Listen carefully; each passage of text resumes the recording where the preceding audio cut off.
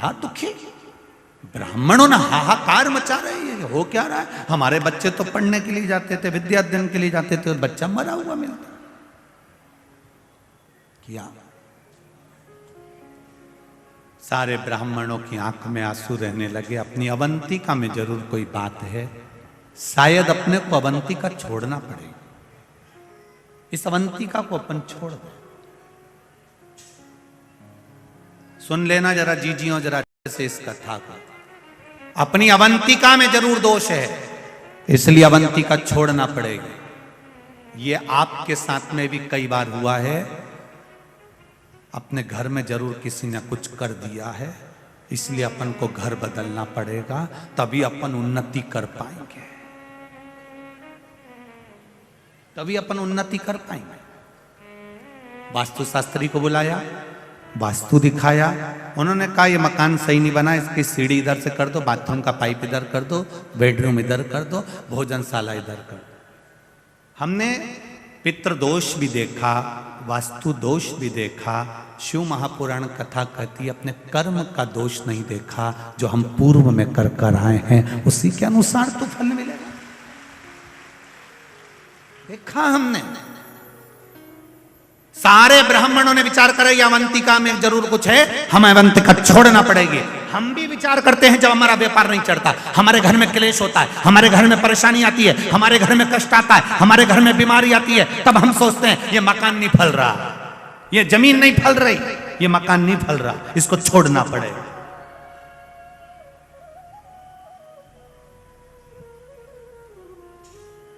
ये दुकान नहीं फल रही, दुकान छोड़ना पड़ेगा।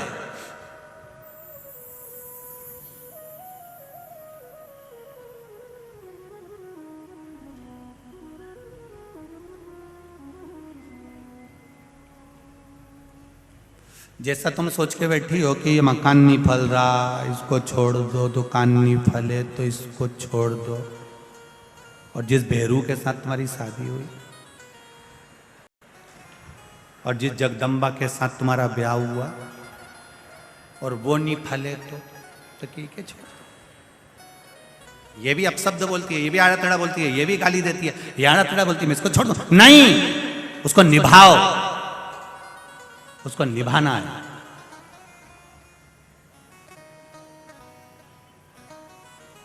उसको निभाना।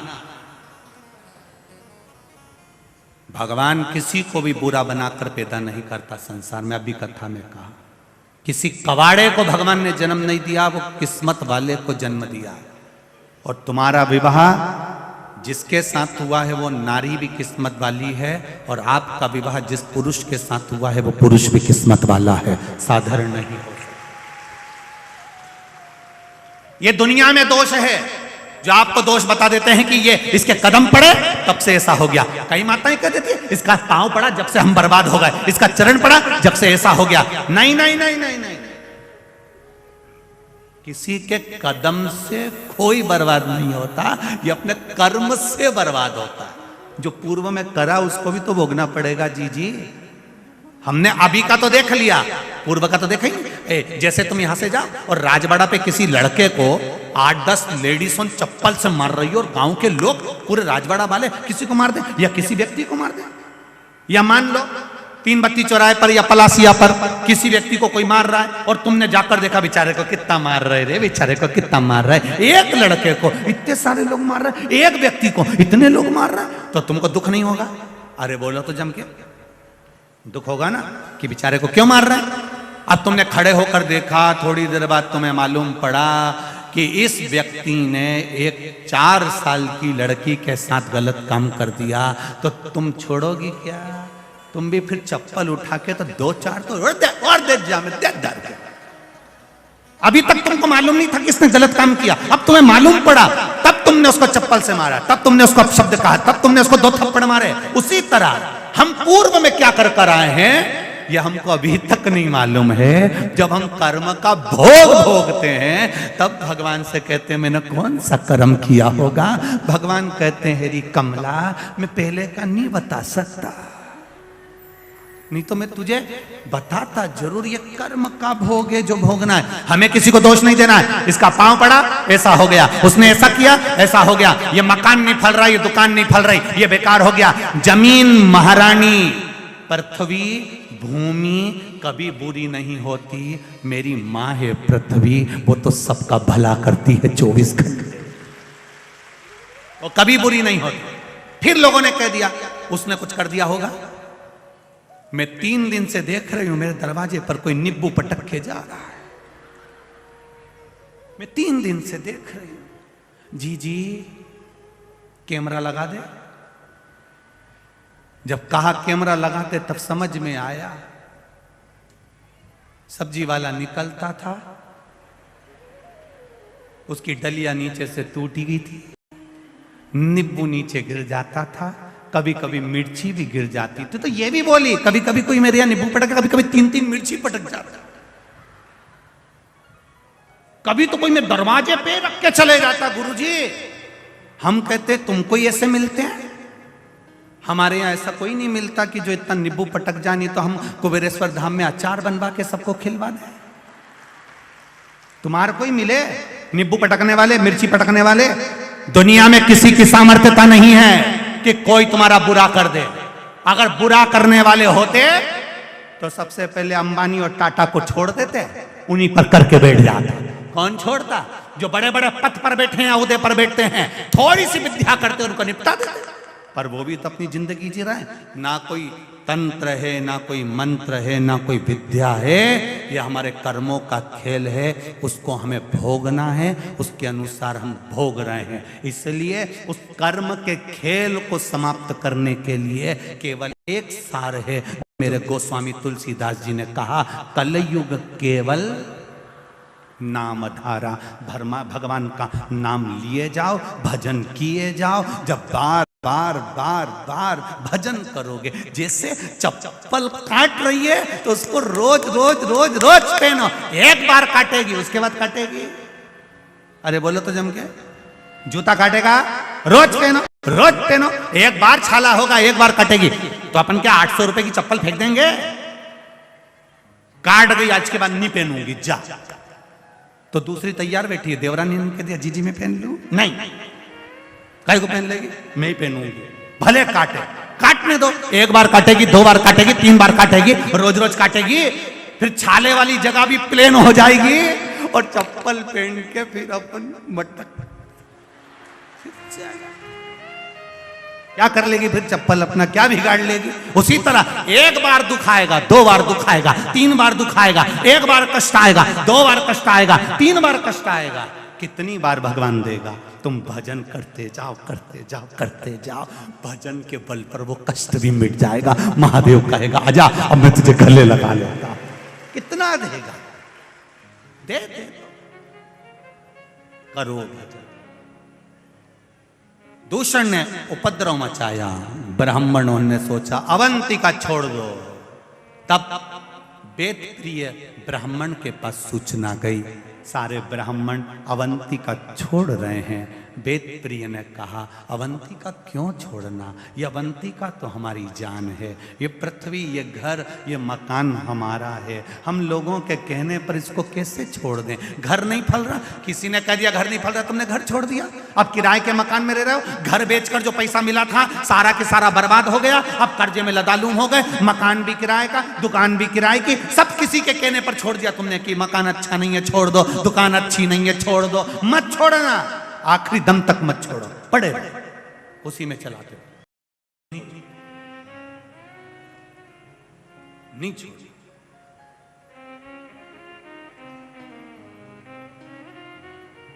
संगी छूटे, साथी छूटे, छूटे जग सारा, पर एक नहीं छूटे वो महाकाल हमारा। सब छूटे, छूटने दो। आपको उसमें भय व्यक्त नहीं होना चाहिए, होगा देखा जाएगा, जो होगा देखेंगे, उसमें क्या दिक्कत, उसमें क्या दिक्कत। वेद प्रिय ब्राह्मण ने कहा अवंतिका नहीं छोड़ना चाहिए। जरा सा कष्ट आए और अवंतिका छोड़ दो, ये कहां का तरीका है? अवंतिका नहीं छोड़ना। क्या करना चाहिए? भगवान शिव की आराधना करना चाहिए, शंकर भगवान की आराधना करो।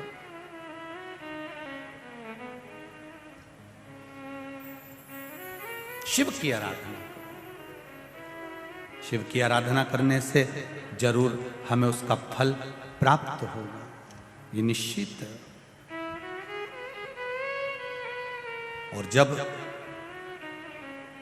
हमें उसका फल मिलेगा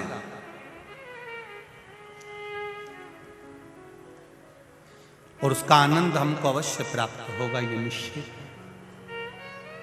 करो आप शिव की आराधना। कहा भगवान शंकर की आराधना करना तो हम तो पहले से कर रहे हैं। ब्राह्मण बोले रोज भगवान का आराधना करते, रोज पूजन करते, रोज अभिषेक करते, रोज अर्चना करते। फिर कब वेद प्रिय ने अपने पुत्र को बुलाया, बेटा जाओ। वेद प्रिय ने कहा पुत्र आप जाओ और जाकर जरा मिट्टी लेकर आओ, पार्थिव शिवलिंग का निर्माण करेंगे। थोड़ा मिट्टी लाइए, पार्थिव शिवलिंग बनाना। जाओ, चले।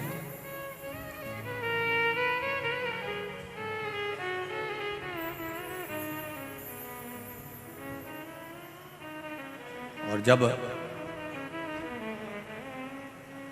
चले पार्थिव शिवलिंग के लिए मिट्टी लेने के लिए, वेद प्रिय जी के पुत्र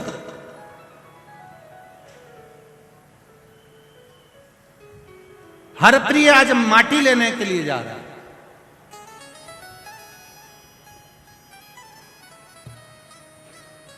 अवंतिका की मिट्टी उठाकर लाया, बाहर गया, मिट्टी लेकर आया। पिता ने कहा पुत्र ये तुम कहां की मिट्टी लेकर आए हो? पुत्र ये मिट्टी कहां की है? क्यों पिताजी हुआ क्या? इस मिट्टी में क्या है ऐसा? पुत्र ये पूरी की पूरी मिट्टी लाल हो रही है, ये पूरी की पूरी मिट्टी लाल है, पूरी की पूरी मिट्टी लाल हो रही है। ये कहां की मिट्टी है? कहां से मिट्टी लाया?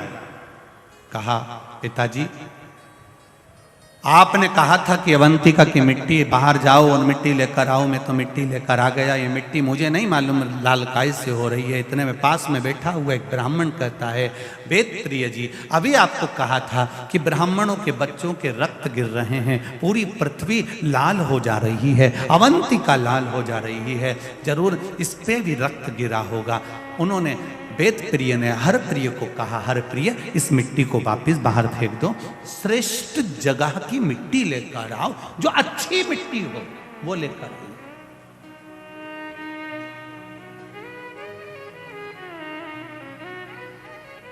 फिर सुन लीजिए जरा अच्छे से, ध्यान से सुनिएगा। कभी मौका मिले जीवन में, जब पार्थिव शिवलिंग का निर्माण करो, पार्थिव शिवलिंग जब बनाओ, अपने गमले में, अपनी जमीन में, कहीं शुद्ध जगह पर, किसी वृक्ष के नीचे से या किसी ऐसी जगह से मिट्टी लो जिस मिट्टी पर कोई ने गलत कृत्य ना करा हो, कहीं अच्छी हो, शुद्ध हो, वो भाव देखकर लाओ उसको। गंगा का जल छीटो, नर्मदा का पानी छीटो, छिपरा का जल छीटो, जो तुम्हारे पास में पवित्र भाव हो वो छीटो।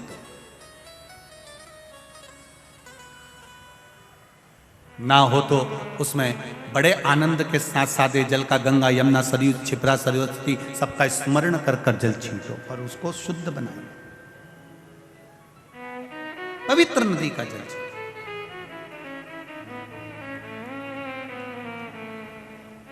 अब लोग क्या करते हैं कि मिट्टी चाहिए तो ये जो बीच में डिवाइडर नहीं बने होते रोड के बीच में, जहां पेड़ पौधे लगे होते हैं, वहीं की मिट्टी ले जाते हैं। अब हमने कई बार देखा गाड़ी से चलने वाला तो 2 मिनट में पिचकारी चला जाता है, हमारी पूरी मिट्टी में। अब तो खैर इंदौर में तो नहीं है ऐसा कि इंदौर तो अब बाबा की कृपा से सुधर गया है, अब लोग गंदगी इतनी नहीं करते हैं और सब आनंद में रहते हैं, ये सबसे बड़ी है। इतनी गंदगी तो नहीं है, पर फिर भी पहले लोग वहां थूक देते थे, कर देते थे, श्रेष्ठता नहीं। महाराज श्रेष्ठ जगह की मिट्टी ला। हरप्रिय को भेजा, हरप्रिय जाओ मिट्टी लेकर आओ। 7 वर्ष का पुत्र हरप्रिय अपने पिता के कहने पर अवंतिका नगरी में मिट्टी लेने जाता है। मिट्टी देखने के लिए पूरी अवंतिका में घूमता है। अवंतिका के चारों खूट पर घूम कर आता है। सब दूर घूम कर आया और कहीं उसको रक्तमय सनी हुई मिट्टी ही मिली। साधारण मृदिका, साधारण मिट्टी उसको हरप्रिय को नहीं मिलती है। हरप्रिय अब लगता है कि मेरे पिता, अगर मैं घर गया बिना मिट्टी के गया तो मेरे पिता मुझे अपशब्द कहेंगे, चिल्लाएंगे, क्रोध करेंगे, तो क्या करूं। हरप्रिय ने वहीं एक आसन लगा लिया और आसन लगाकर एक वृक्ष के नीचे हरप्रिय तप साधना में डूब गए।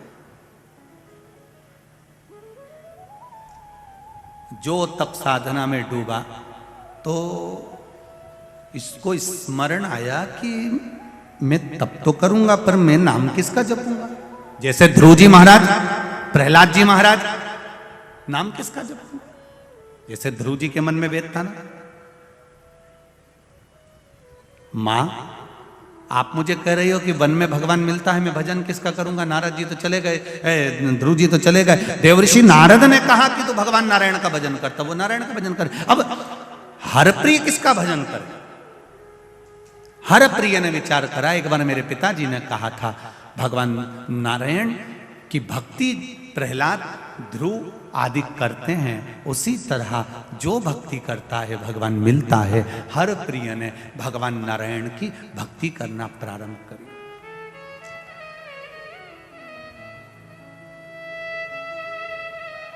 ऐसी भक्ति हरप्रिय ने करी कि वैकुंठ लोक हिलने लगा। भगवान विष्णु रूप बदल बदल कर आते और हरप्रिय के पास में आकर खड़े हो जाते। हरप्रिय, हरप्रिय, हरप्रिय नेत्र नहीं खोलता।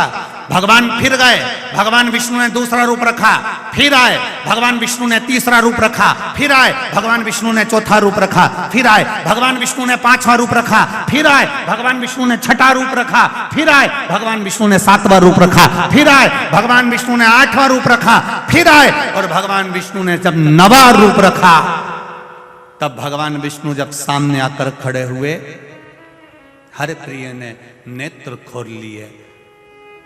हरप्रिय बच्चा था, उसने आंख खोलकर हाथ जोड़कर कहा, प्रभु आप आए हो। आपसे पहले भी 8 बार किसी ने आवाज लगाई थी। भगवान विष्णु ने 8 नारायण को वहां खड़ा कर दिया और 9वें नारायण के रूप में भगवान वहां खड़े थे। भगवान विष्णु ने कहा, जाओ। हरप्रिय किस लिए तप करा है। मेरे पिता ने मिट्टी मंगवाई है।